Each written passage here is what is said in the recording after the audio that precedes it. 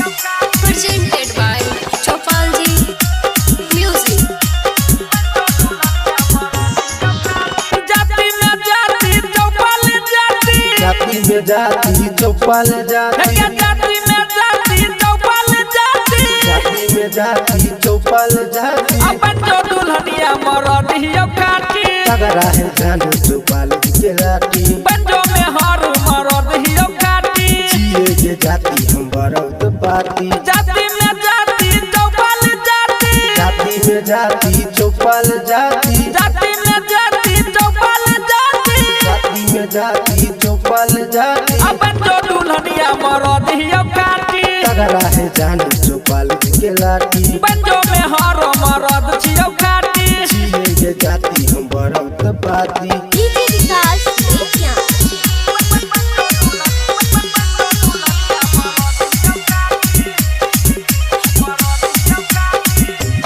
दाई छियो पर तोरा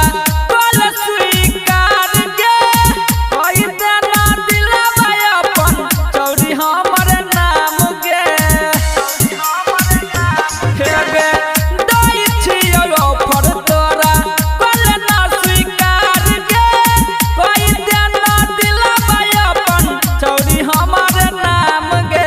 लाठी में लाठी चौपल के लाठी लाठी में लाठी चौपल के लाठी के लाठी में लाठी चौपल के लाठी लाठी में लाठी चौपल के लाठी अपन जो दुल्हनिया मरद छियो काटी तगड़ा है जान चौपाल के लाठी बंजो में हर मरद छियो काटी जिए ये जाति हम बरौत पाती जाति में जाति चौपल जाति जाति में जाति चौपाल जाति के जाति में जाति चौपल जाति जाति में जाति चौपाल जाति बंजो दुल्हनिया मरद छियो काटी तगड़ा है जान चौपाल के लाठी बंजो में हर मरद छियो काटी जिए ये जाति हम बरौत पाती DJ Vikas Media.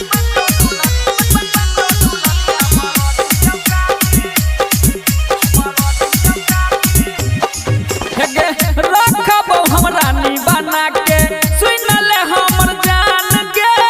चौपल जी के बेटा छियै चौरी पहलवान गे बुझली हेगे रखबो हमरा नी बना के सुन ले हमर जान के चौपल जी के बेटा छियै चौरी पहलवान गे अजय अकेला में सुजाला अजय अकेला में सुजाला के अजय अकेला में सुजाला अजय अकेला में सुजाला बंद तोहरा दिलवा के ताला करिया में जान